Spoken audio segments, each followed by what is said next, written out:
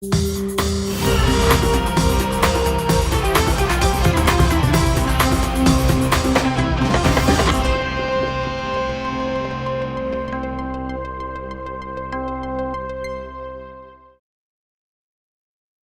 gramas são suficientes para fazer 200 baseados. Quem fuma 200 baseados? Quem fuma 200 baseados? Quem fuma 200 baseados? Se eu quiser fumar, eu fumo. Quem fuma 200 baseados? Se eu quiser fumar, eu fumo. 200 baseados. Fumo. Quem quiser fuma, quem não quiser não fuma. Se eu quiser fumar, eu fumo. Quem fuma? Freiras. Feirinhas maconheiras, elas cultivam. Quem fuma? Feirinhas maconheiras, elas cultivam. Freiras. Quem fuma? Feirinhas maconheiras, elas cultivam. Quem fuma? As feirinhas fazem. Fumei 200 baseado. Do fininho, verdinho, não fumo do prensado. Tão de piada no plenário, deixava, enrola, aperta esse mato. Existe cura nesse saco, mas o Estado me fode, é por isso que eu chapo. E eu vou rezando, deputado, para Santa Maria Joana dos 200 baseado. Você fuma ainda? Escondido no banheiro. Você fuma ainda? Escondido no banheiro. Quem fuma? Escondido no banheiro. Quem fuma? Ninguém me ofereceu ainda um cigarro de maconha. Quinta-feira, 14 de setembro, 7h02 da manhã, estamos começando o Desperta ICL de hoje. Quem quiser fumar, fuma. Quem não quiser fumar, não fuma, né? Essa é a Amanda Magalhães, atriz, cantora, compositora, multi-instrumentista. Ela tá sempre fazendo essas paródias sobre essa gente aí, né? Sobre essa galerinha aí. Tá lá no Instagram dela, a gente pegou para abrir o programa de hoje. Tudo bem, pessoal? Estou de volta, plenamente recuperado ainda não, mas quase. Digamos que estou com 20% ainda. Quem acompanha o programa sabe que eu tô tossindo aqui faz 6 meses mais ou menos, né? E aí já fui para médico, fiz isso, fiz aquilo, agora finalmente acho que o tratamento tá resolvendo, identificamos o que é. Eu tava preocupado que fosse Covid ou fosse alguma infecção pulmonar, não é, meus pulmões estão limpinhos, branquinhos, né? Maravilhosos. Dr. Drauzio Varela estaria orgulhoso, tá tudo certinho. Muito obrigado ao William De Luca, meu querido, muito obrigado por ter segurado a onda aqui, né? Fez o Desperta dessa semana aí, segunda, terça e quarta-feira. Agora estou de volta hoje nesta quinta-feira. Muito obrigado a todo mundo que já está chegando por aí. Bem-vindas, bem-vindos. Deixem o seu comentário, deixem o seu like, assine o nosso canal, por gentileza. Quem nos acompanha também na TVT, na TV Quirimurê e na Rádio Brasil Atual, bom dia. Muito obrigado pela companhia de vocês. Vocês sabem que podem acompanhar este programa como faz o Eduardo Moreira, né? Vai falando e vai colocando a mãozinha aqui, né, Edu? Pode acompanhar só pelo rádio, quem quiser, tá tudo certo, tá bom? Quem não consegue olhar a gente pelo vídeo de manhã, tem muita gente que nos acompanha como se fosse o bom e velho programa do Radinho, né? Freirinhas maconheiras, né? Tudo bem aí com vocês, suas freirinhas? Quem fuma 200 baseados? Não precisa responder aí, tá bom, gente? Como diz a nossa querida atriz do Tapa da Pantera, né? Quem quiser fumar, fuma. Quem não quiser fumar, não fuma, né? Tá tudo bem, tá tudo certo, tá bom? Gente, temos muita coisa hoje, então a gente vai fazer um programa corrido aqui, tá? Tem bastante coisa, principalmente o voto, claro, do Xandão de ontem. Aí ela, ó. Mas tá melhorando, tá, gente? Tá indo. Aos poucos a gente vai.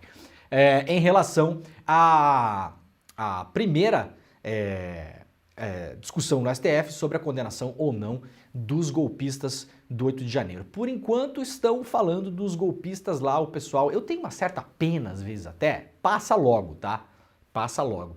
Mas eu vejo aquela galera, sabe, igual aqueles caminhoneiros no 7 de setembro de 2021, que ficaram comemorando o estado de sítio, igual aquela gente lobotomizada lá, né, pelo algoritmo da rede social que ajoelhou lá em Porto Alegre comemorando a prisão do Alexandre de Moraes. Essa galera, no fim das contas, tudo bem, né?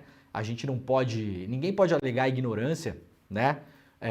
Ou eventualmente até falta de má fé, desconhecimento, enfim, por descumprir a lei. Tudo certo, tudo bem, como eu falo, me dá um pouco de pena, mas logo passa, tá?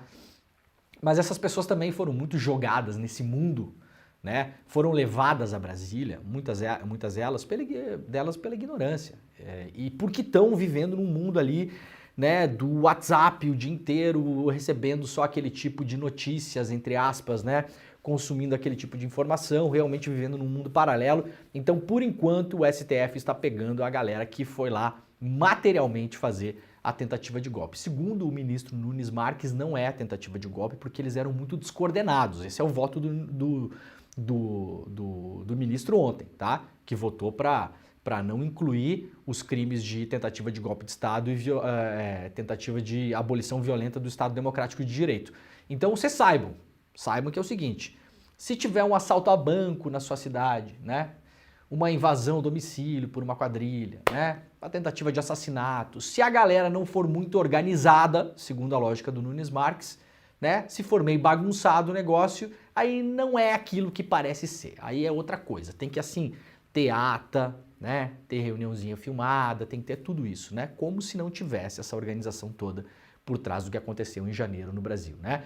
Agora a gente vai esperar, o julgamento vai ser retomado hoje com o voto do ministro Zanin. Vamos ver para que lado que o Zanin vai correr aí, a gente não sabe, né? Esperamos que seja, né, um bom voto, né? Por enquanto é um mistério, não sabemos o que vai acontecer. Eu não acho que o Zanin vai comprar essa briga de ir contra a lógica, mas vamos esperar, né?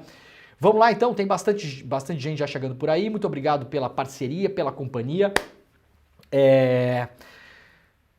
Uma notícia boa e ligada a notícias ruins de ontem, né? A chuva ontem fechou escolas, postos de saúde e alagou ruas em Porto Alegre, ainda em decorrência do que vem acontecendo desde a semana passada.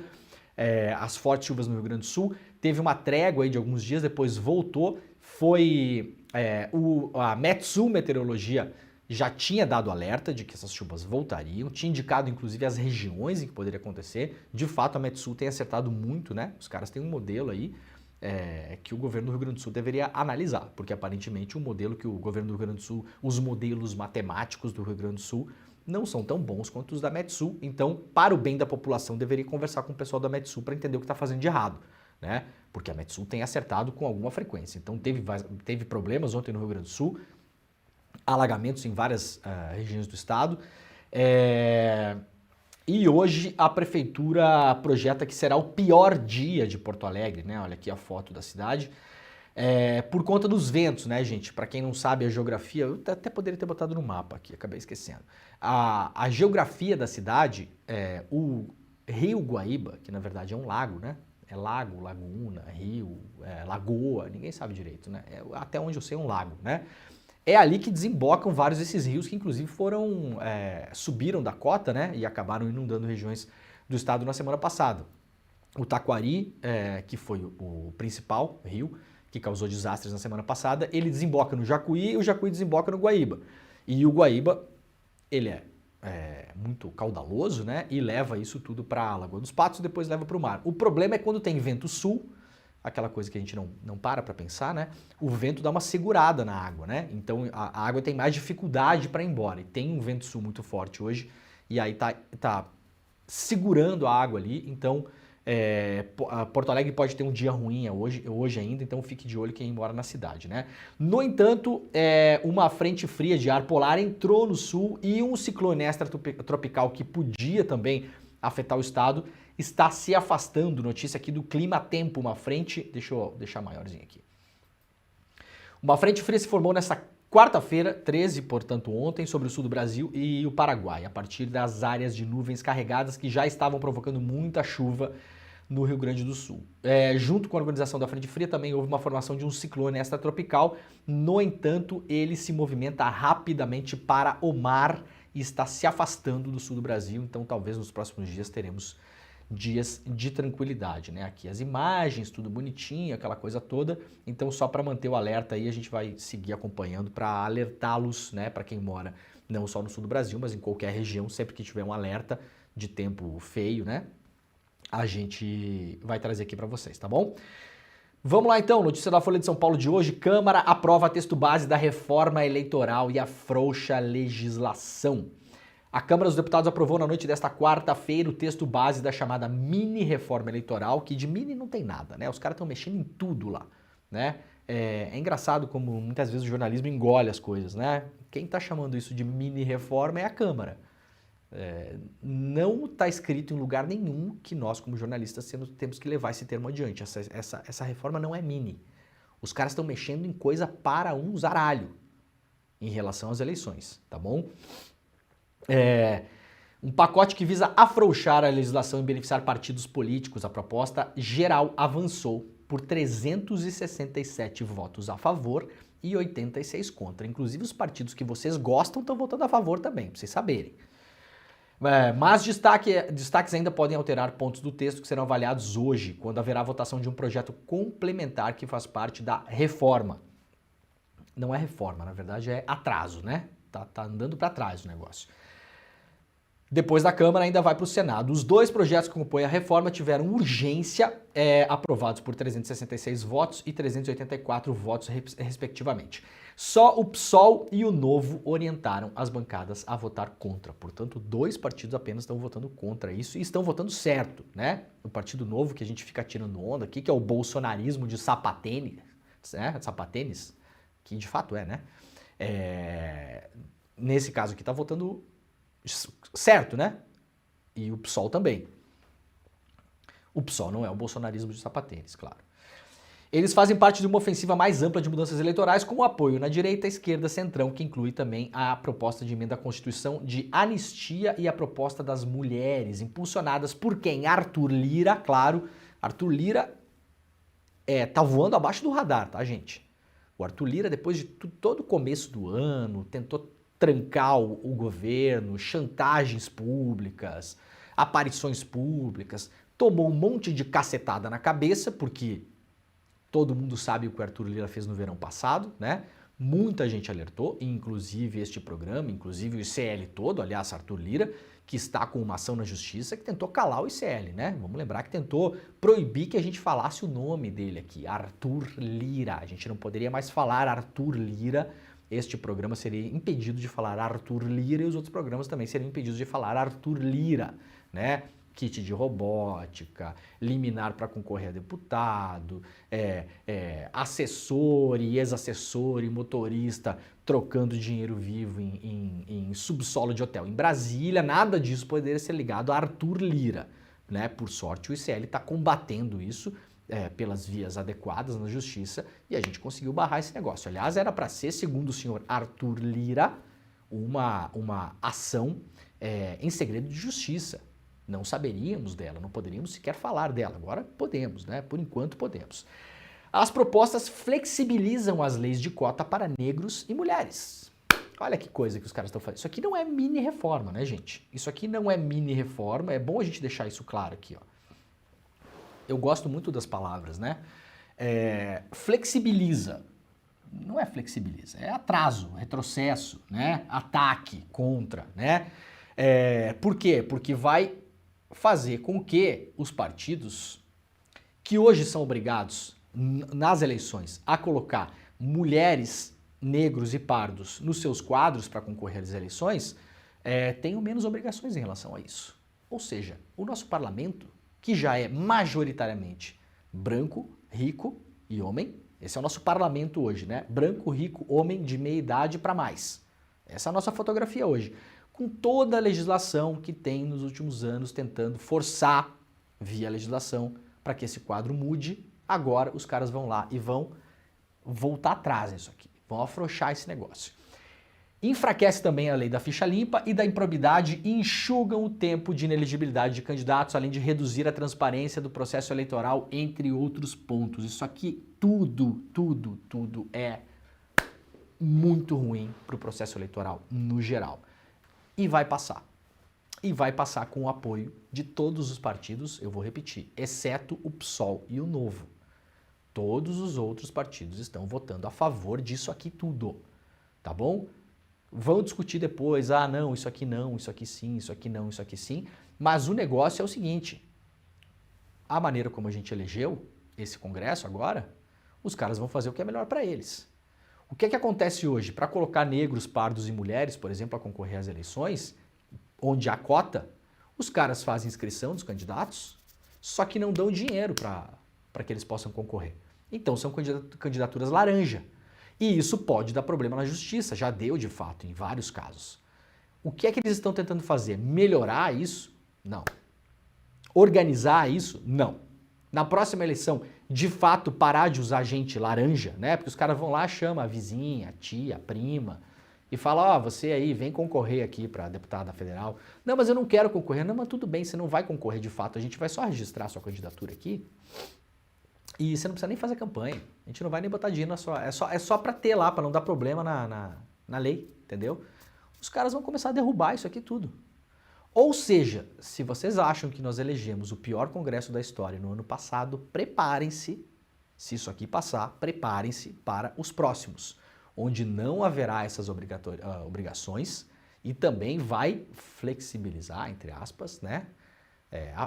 Isso aqui é uma farra, isso aqui vai de fato liberar as eleições para os caras fazerem o que eles quiserem segundo os próprios interesses. É isso que está rolando hoje. Então não é não é flexibilizar, não é nada disso, né? Parece que a gente está falando de lançamento de carro, né? Vai flexibilizar, né?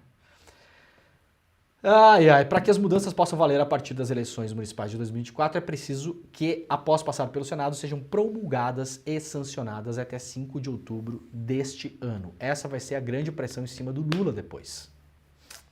Porque se passar na Câmara e passar no Senado, o Lula tem que assinar embaixo desse negócio todo aqui até 5 de outubro. Se ele assinar no dia 6, já não vale para a eleição do ano que vem. Então preparem-se para uma pressão absurda em cima do Lula em relação ao que vai passar na Câmara e no Senado, né? É dose, né, gente? Câmara aprova a taxação de apostas esportivas e dá verba a pastas do Centrão. Outra movimentação na Câmara que está rolando também.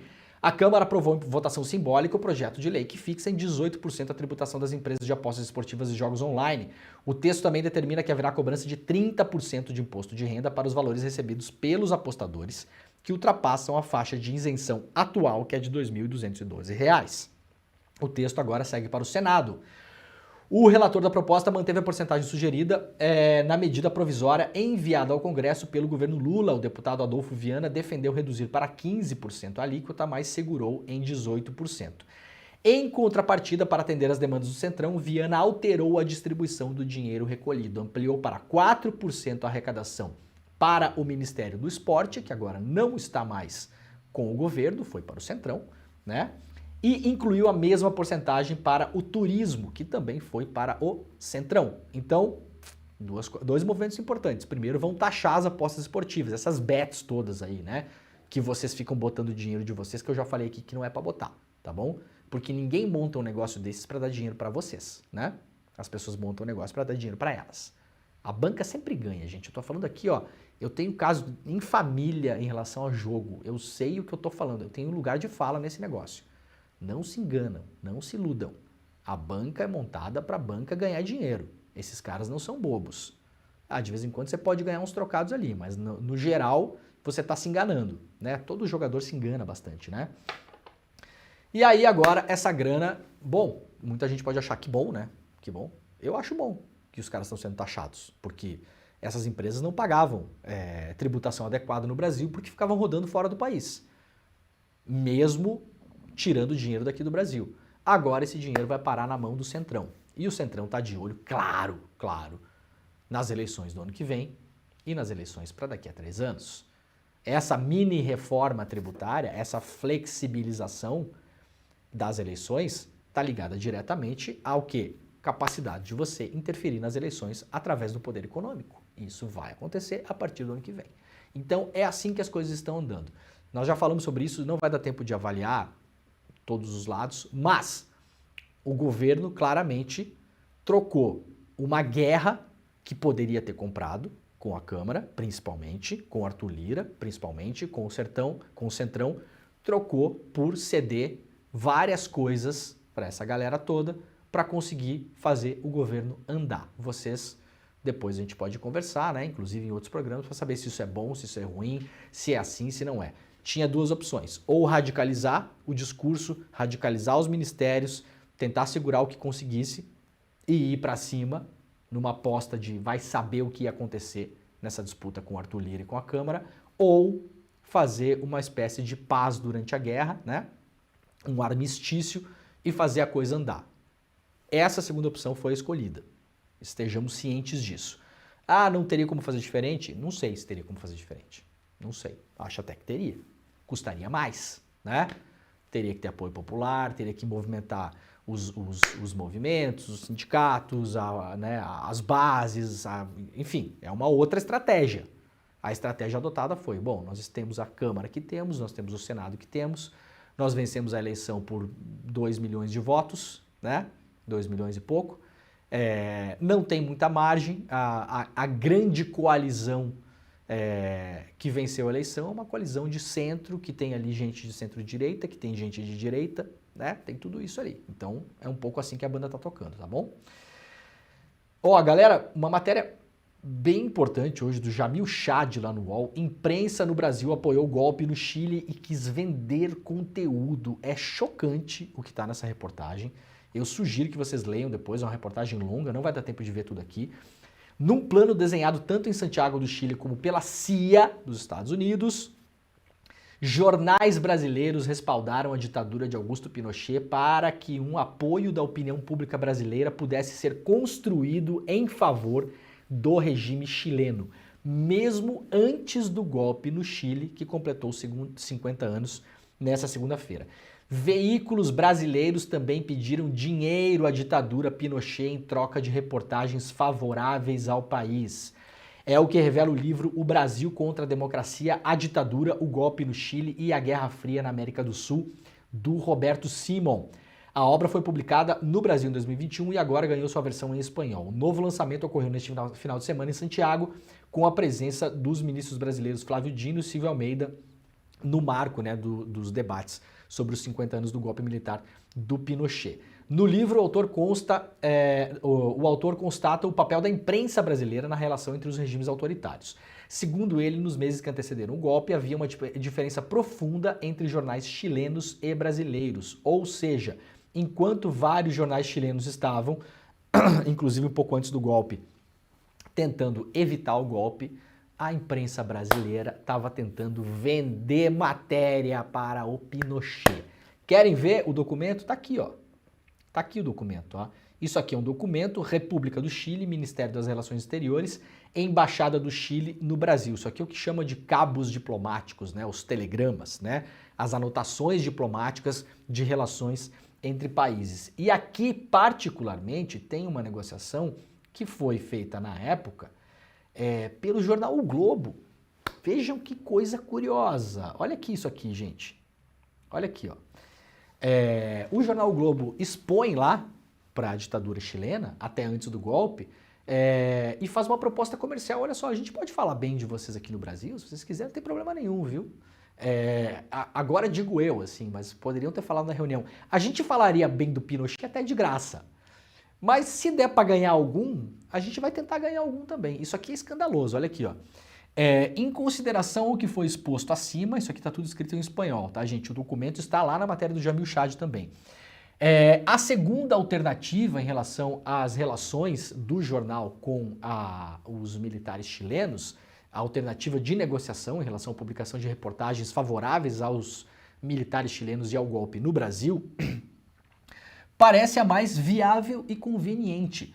O valor de cada reportagem que seria cobrado pelo Globo para falar bem da ditadura chilena e do Pinochet na época. Cada reportagem, $5.979,31.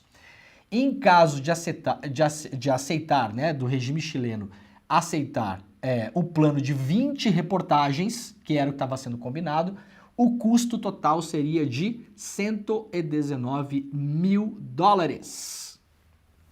Tá aqui o documento, para quem quiser ver, tá lá na matéria, repetindo. 20 reportagens para falar bem do Pinochet no jornal O Globo custaram, na época, $120 mil. Tá bom? Quem for economista e bom de matemática pode pegar, hoje parece pouco, né? Quanto que era $120 mil nessa época? Peguem pra gente lá. Quem for economista e estiver nos acompanhando, tem muita gente que né?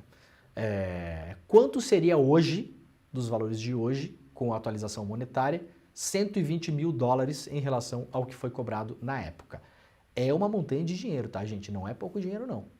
Ah, mas não é pouco não mesmo, tá? Se alguém responder aí, por favor, se o pessoal da produção puder ficar de olho, para nos ajudar aqui, seria legal. Eu tentei fazer esse cálculo antes do programa, mas não deu tempo. Muito bem, vamos lá então para a decisão de ontem.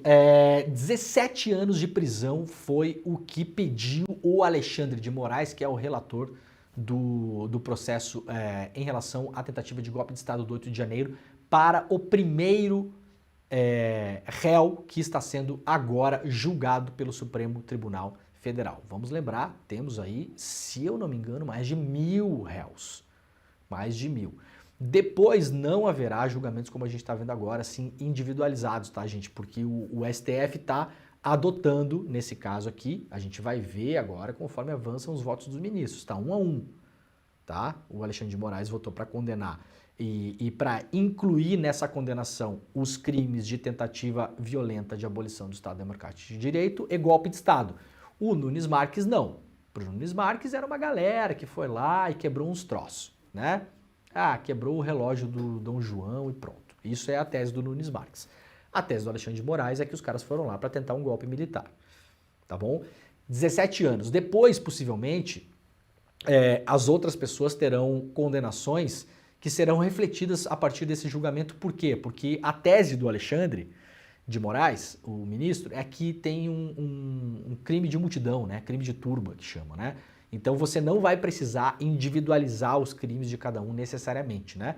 Quando você tem, por exemplo, um linchamento, tá?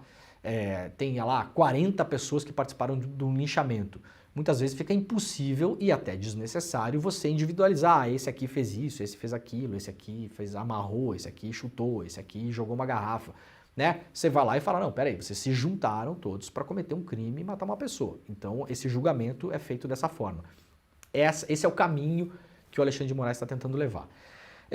Vamos lá, nós temos alguns vídeos para a gente ver rapidamente que acho que ilustram muito melhor, né? Primeiro, vamos lá, o que o Alexandre de Moraes falou sobre essa tese de que as pessoas foram lá passear e aí, por acaso, foram lá, quebraram umas coisas, mas não tinham intenção, né? Era uma manifestação pacífica no seu nascedouro, digamos assim. Vamos lá, o vídeo sobre o que o Alexandre de Moraes fala sobre isso.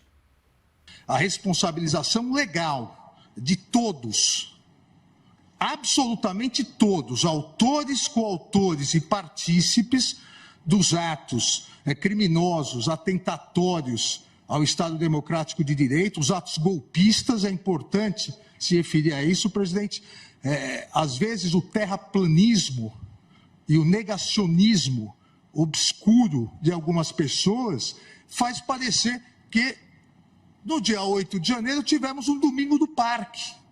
Então as pessoas vieram, as pessoas pegaram um ticket, entraram na fila, assim como fazem no Hopi Hari em São Paulo ou na Disney.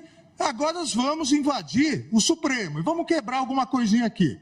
Agora vamos invadir o Senado. Agora vamos invadir o Palácio do Planalto. É como se fosse possível. Agora vamos orar da cadeira do presidente do Senado.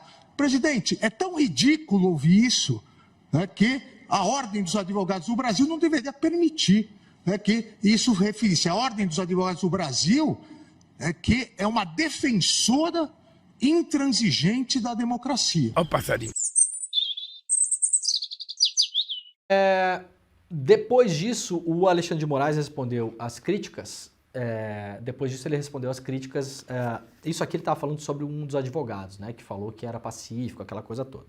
Depois, o Alexandre de Moraes respondeu à crítica que é uma coisa óbvia, mas como diz o Xandão, é o óbvio que tem que ser falado, né? Porque o advogado falou que se não houve golpe, então não teve crime, né?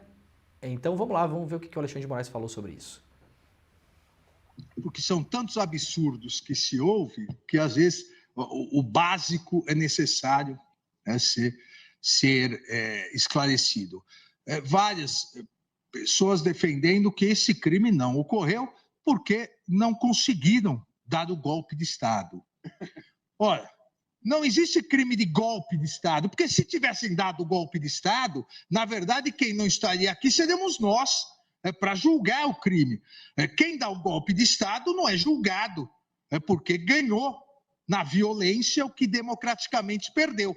Por isso que as elementares do tipo são bem claras. Tentar depor. Tentou, por meio de violência ou grave ameaça, depor o governo legitimamente constituído. E não conseguiu, por isso que vai às barras do tribunal responder por isso. Então, aqui também... Muito bem, muito bom, Alexandre, ter falado isso, né? Porque é o óbvio, né, gente? Daqui a pouco vai ter gente defendendo no tribunal que tentativa de assassinato não é crime. Ah, não, mas não matou, né? Se não matou, não é crime. Tentativa de assassinato, tentativa de golpe de Estado. Tentar abolir com violência ou grave ameaça o Estado democrático de direito, né? É uma defesa bastante sui generis, a defesa que foi feita ontem no STF. Vamos lá, então, rapidamente para o vídeo da frase principal sobre a sentença que o Alexandre de Moraes acredita que tem que ser desses primeiros acusados. Fixo a pena inicial do réu, Aécio Lúcio Costa Pereira, em 17 anos, sendo 15 anos e 6 meses de reclusão e 1 ano e 6 meses de detenção.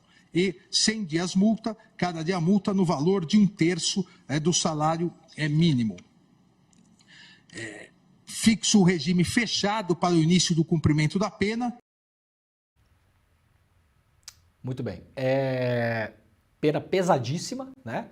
17 anos. De novo, a gente olha as imagens daquelas pessoas ali, eu sei que às vezes dá pena, tá?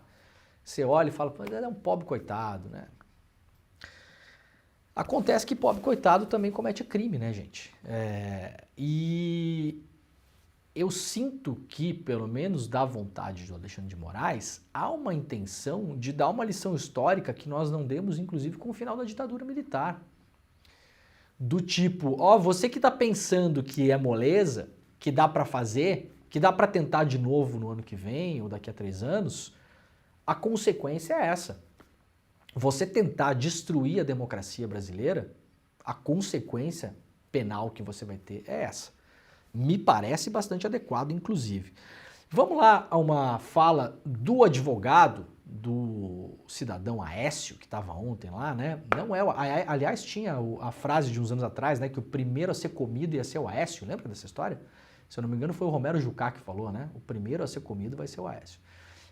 Comido judicialmente, né? Uns anos atrás. Acabou que não foi comido judicialmente o Aécio, né? Mas agora, aparentemente, já apareceu um Aécio aí para ser símbolo disso, né? O advogado ontem fez uma defesa inacreditavelmente cômica ontem. A gente vai mostrar uma parte da defesa, depois eu vou mostrar alguns vídeos para fazer o contraponto. Vamos lá. Na primeira manifestação, senhora ministra, é um vídeo de 1 minuto e 18 segundos, aos 34 segundos, aspas.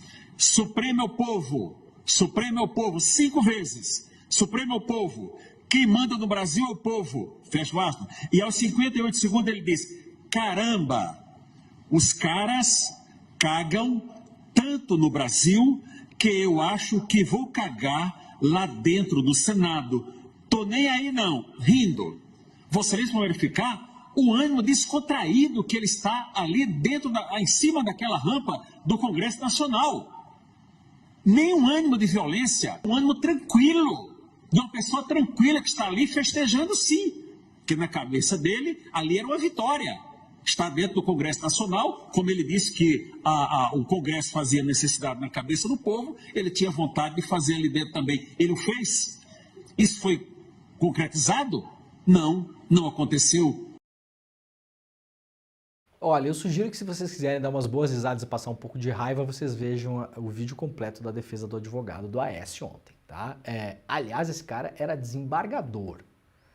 E aí depois vocês imaginem que passou décadas trabalhando como desembargador e eu posso imaginar que não pensava e não agia de modo muito diferente em relação a isso, né? Aliás, esse advogado está sendo investigado pelo CNJ, porque o CNJ suspeita que ele, enquanto juiz, também participou, de algum modo, do movimento golpista. Vejam que coisa curiosa, né? Agora, eu vou tirar de lado a coisa assim de... Eu não sei vocês quando estão muito felizes, quando planejam ir para uma festa, Se vocês chegam na festa e fazem cocô, não sei, né? Eu tô só respondendo aqui o que o advogado falou, né? Os caras estavam tão felizes que o ápice da felicidade deles era fazer cocô. Foi isso que o advogado falou, tá, gente? Desculpa, eu sei que é cedo, eu sei que pode soar engraçado, de fato é, mas a defesa do advogado foi justamente essa, tá bom? Agora, a tese do advogado é o seguinte, era uma manifestação pacífica, né? Os caras foram lá festejar, né? Fazer número 2. Vamos lá, fazer uma festa, vamos aproveitar e fazer um número 2 aqui, já que a gente não está fazendo nada. Vamos lá então mostrar como a manifestação era pacífica? Primeiro vídeo, vamos mostrar um trechinho da manifestação do 8 de janeiro. Bora lá.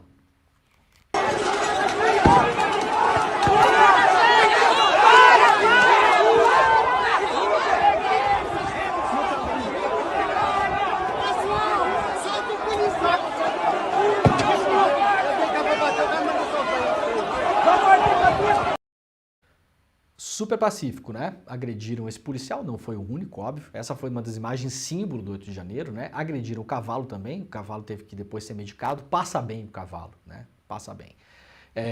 Então essa é a manifestação pacífica. Vamos ver o que disse a Polícia Militar sobre a manifestação pacífica? 2 vídeos. O primeiro. Nós tínhamos um total de 20 policiais. Nós tínhamos, ademais, 16 policiais do voluntário. Esse era todo o efetivo escalado pelo batalhão de choque, por ordens superiores, para o dia. E nós lutamos pela nossa própria vida. Então, todos nós sendo agredidos com barra de ferro, tem um vídeo disso, inclusive. Em determinado momento, o delta da cúpula se estreita e alguns policiais foram arremessados da cúpula do Congresso. Entre eles, Sargento Alex, Cabo Marcelo, Subtenente Beroaldo.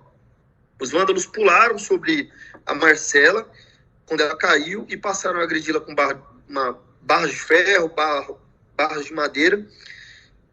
A intensidade do ataque, excelência, pode ser demonstrada pelo amasso, pelo dano que foi feito ao capacete dela. Um capacete balístico, um capacete feito para aguentar disparo de arma de fogo. O capacete dela foi amassado. Enquanto eles a atacavam, eles tentaram, inclusive, subtrair a arma dela, e só não conseguiram porque outros policiais interviram.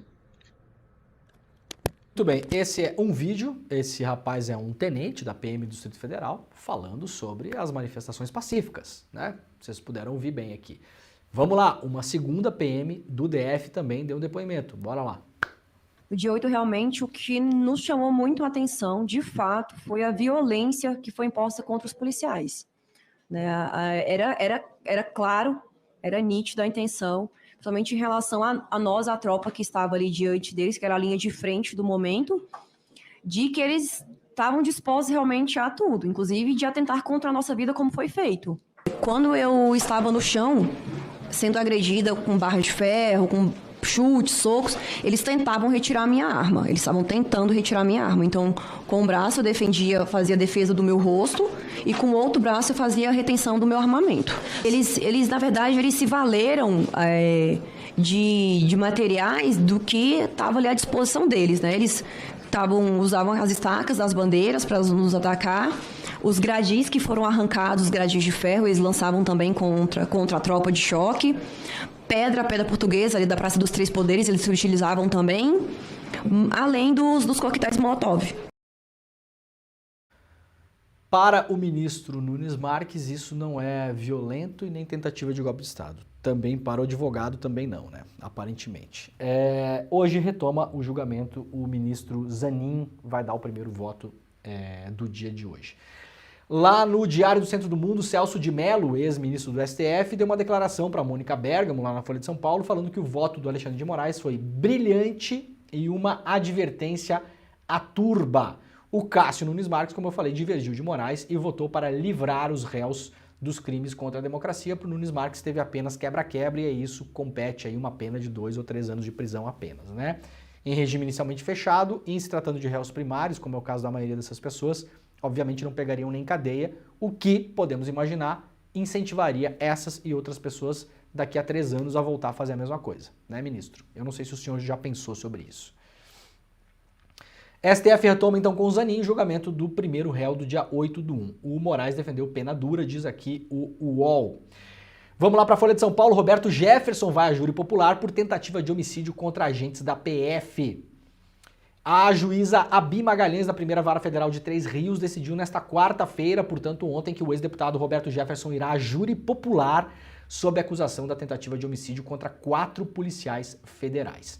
Ele será julgado por ter assumido o risco de matar os agentes que foram ao seu sítio em Comendador Levi Gasparian, no Rio de Janeiro, cidade a 140 quilômetros do Rio de Janeiro, atender a uma ordem de prisão expedida pelo ministro Alexandre de Moraes. Portanto, lembram da cena, né? O Roberto Jefferson trancado em casa, fez vídeos, inclusive, sobre isso, filmando os policiais num circuito de monitoramento de televisão interno que ele tinha instalado lá, totalmente paranoico, jogou uma granada que explodiu contra os policiais e depois atirou contra os policiais usando um fuzil, tá? 4 policiais saíram feridos, a viatura foi destruída e agora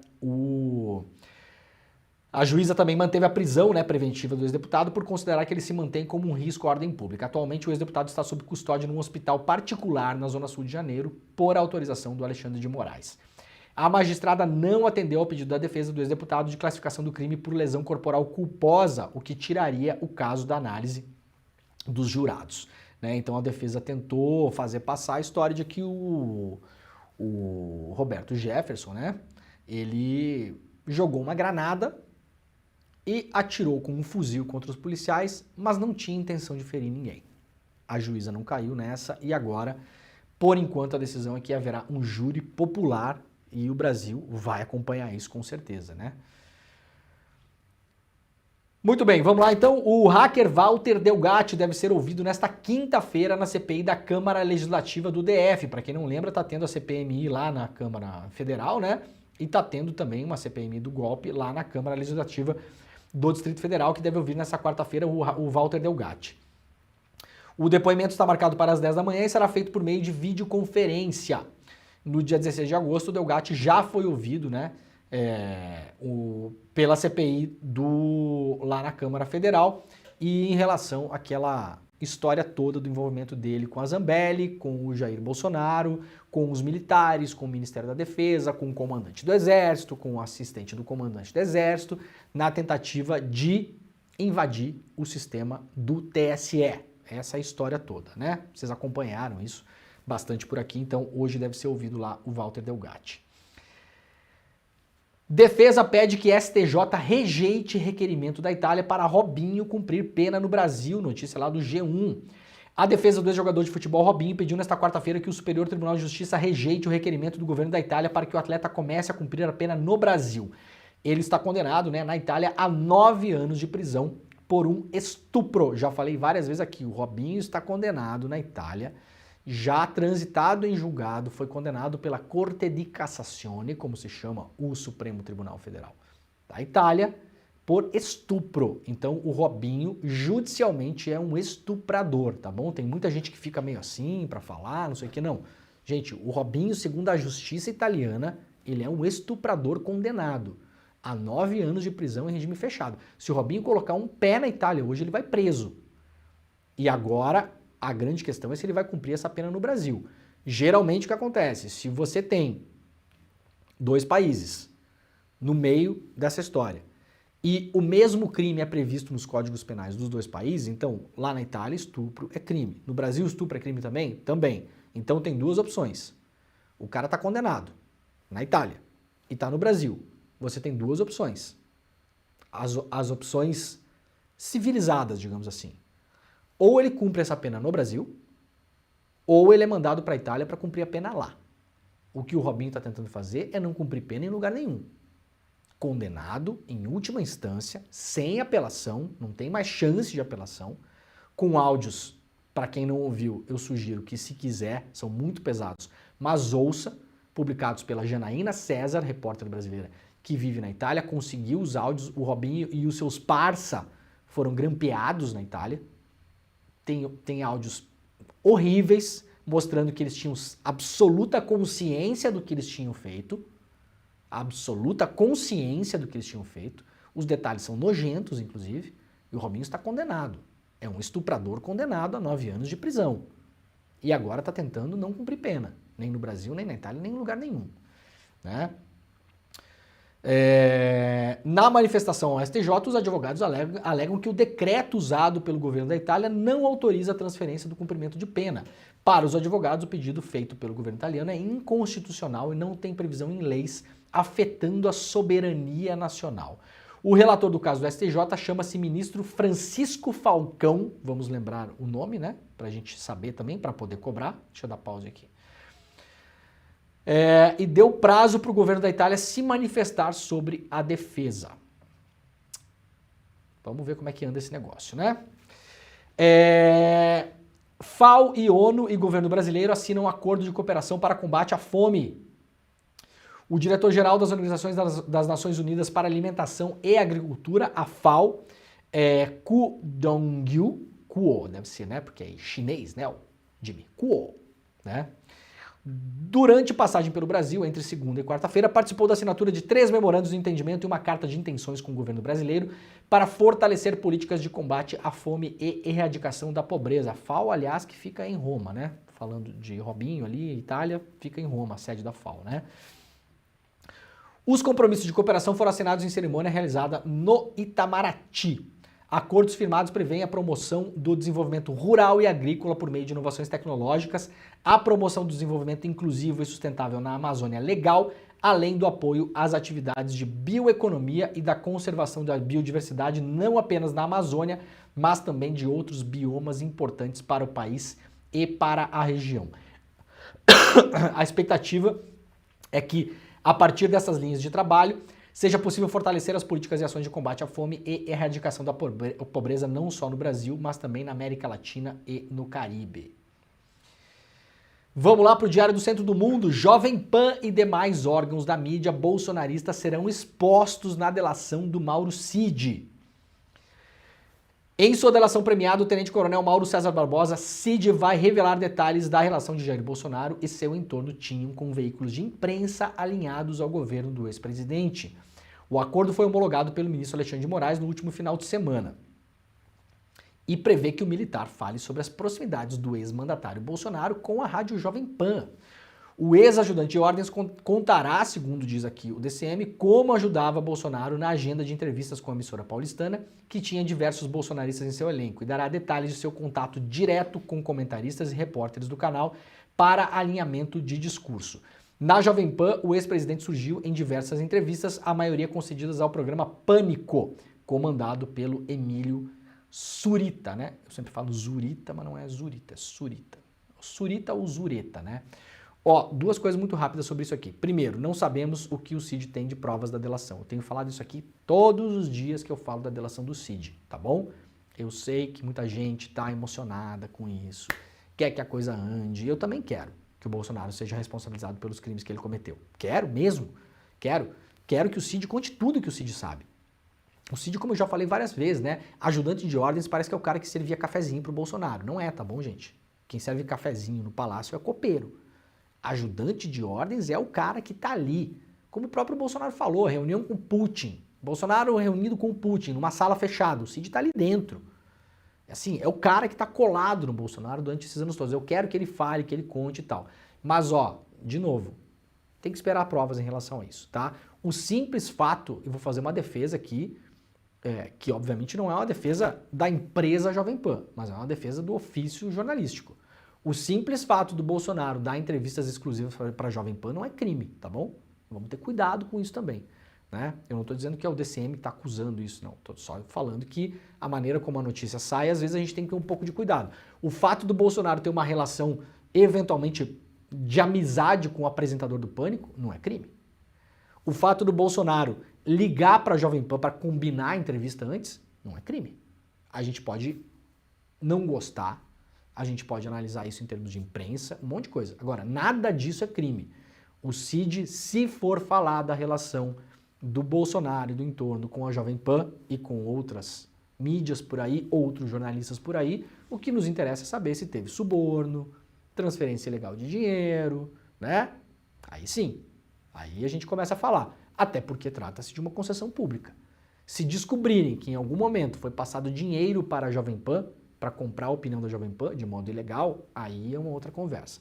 O fato do Bolsonaro gostar da Jovem Pan, usar a Jovem Pan usou, o Bolsonaro também ganhou um monte de dinheiro com o bolsonarismo, um monte de dinheiro, inclusive do Google, do YouTube, né? Que transferia milhões para a Jovem Pan, milhões. Só foi parar de fazer isso de modo forçado, porque também não queria, porque era um negócio bom para o Google também, né? O YouTube ganhou muito dinheiro com a Jovem Pan. Nunca esqueçamos disso. Isso é importante, tá bom? Como não há regulamentação, não há regulação de redes sociais no Brasil, é esse faroeste, né? Os caras se associam ali a quem dá audiência, não importa o que a pessoa está falando. Agora, a relação do Bolsonaro com a Jovem Pan não é crime. É essa relação. A gente tem que ver se o Cid vai trazer provas, eu estou insistindo nisso. Sabe por quê, gente? Depois vocês vão tudo se emocionar. Fica saindo um monte de notícia em relação a isso. Ah, o Cid vai falar isso, o Cid vai falar aquilo, o Cid vai falar aquele outro.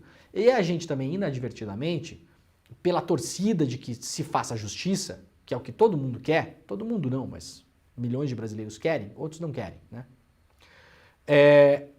A gente vai gerar uma expectativa que depois pode não se cumprir, porque o Cid pode não trazer provas, e isso acontece em delação, vamos lembrar, da Lava Jato, aconteceu várias vezes.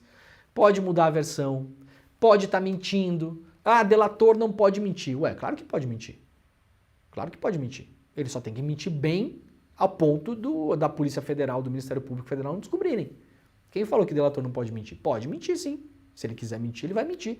Pode mentir, pode omitir, pode mudar a versão, pode construir uma história que não é bem aquilo, né? Para poupar pessoas, para incriminar outras que não são incrimináveis. Ele pode fazer tudo isso. A função da Polícia Federal e do Ministério Público Federal depois vai ser descobrir se ele mentiu ou não. Agora, não há lógica nenhuma em falar, não, o que o Cid falar agora é sagrado, porque delator não pode mentir. Ué, claro que ele pode mentir. Aliás, posso apostar que o Cid, em algum momento dessa delação, vai mentir e omitir. Então a gente tem que esperar as provas. Senão vai gerar uma expectativa que não vai se concretizar. E eventualmente vai colocar na lama, olha aqui, eu não tenho nenhuma simpatia pela Jovem Pan, muito pelo contrário. E nem pelo Emílio Zurita, nenhum deles. Nenhuma simpatia.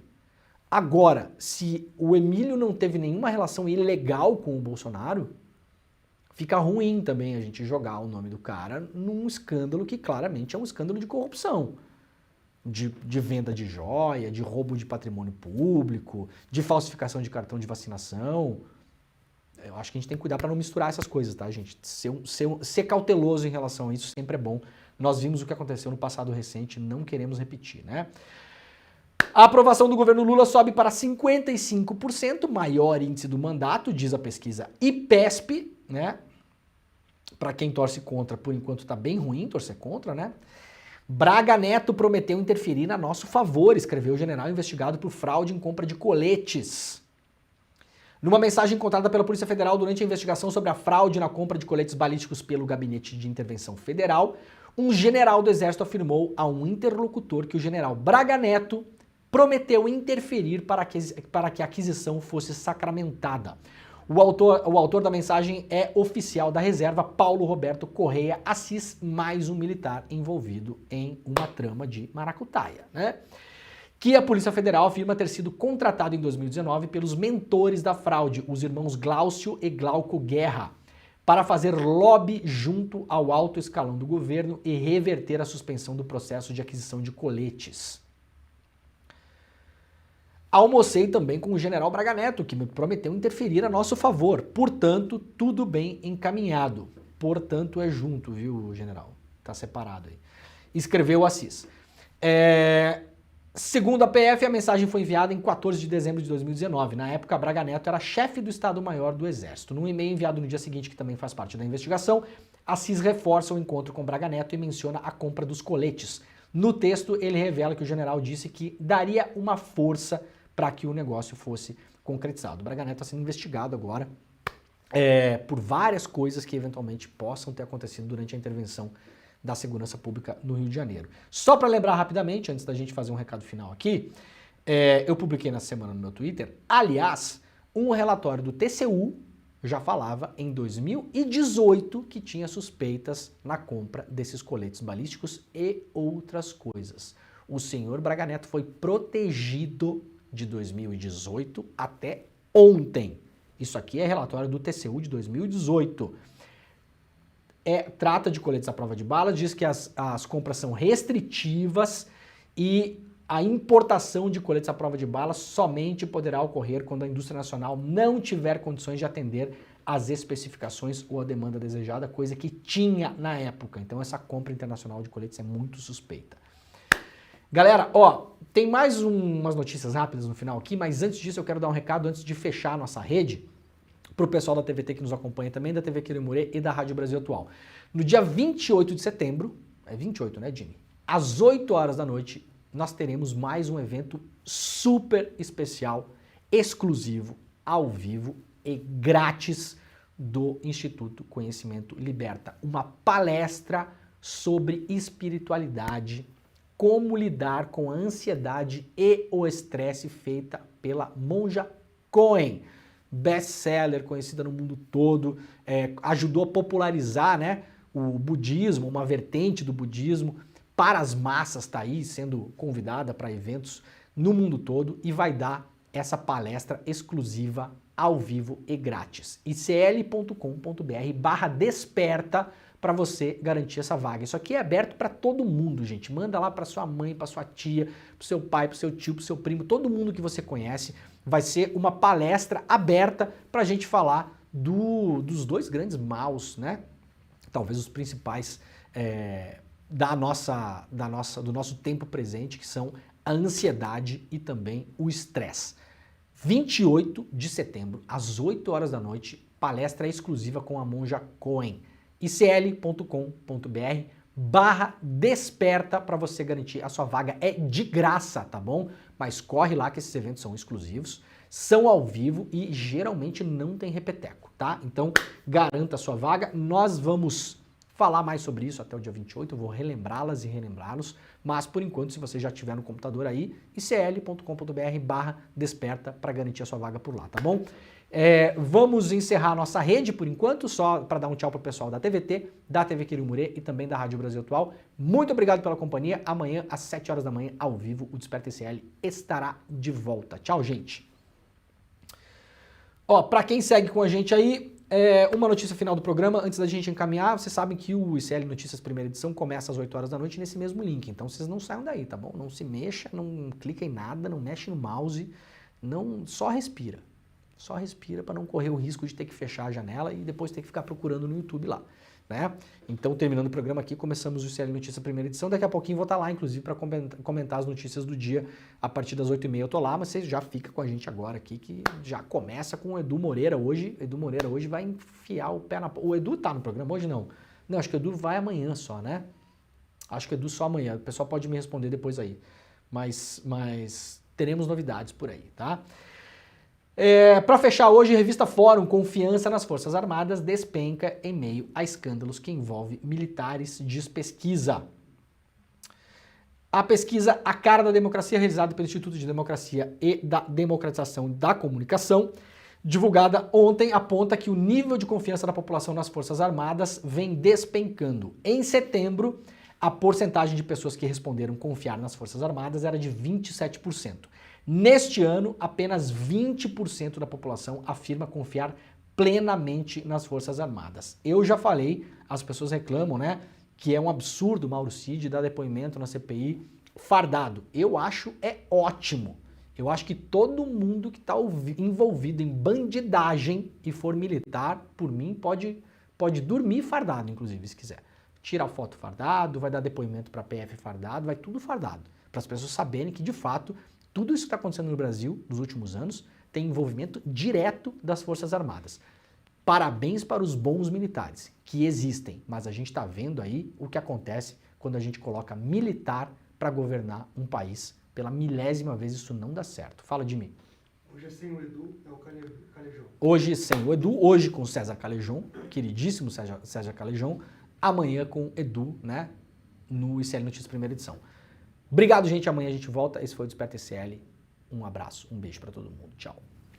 Ansiedade, preocupações, estresse, inimigos comuns a todo mundo nesses dias agitados da vida moderna. Você já pensou como se livrar disso e buscar um equilíbrio, uma vida zen? Pois é, para te ajudar nessa tarefa, o ICL, o Instituto Conhecimento Liberta, convidou a maior especialista em Zen Budismo do Brasil, a Monja Coen. A Monja Coen é uma das maiores líderes espirituais do Brasil. Ela se dedica há muitos anos ao estudo e à prática da meditação pelo Zen Budismo e tem mais de 20 livros escritos. Ela já vendeu mais de 1 milhão de cópias e vai estar aqui conosco dando uma aula gratuita, aberta. No dia 28 de setembro, quinta-feira, a partir das 8 da noite, a Monja Coen vai nos dar uma aula especial com esse tema: como vencer a ansiedade e o estresse.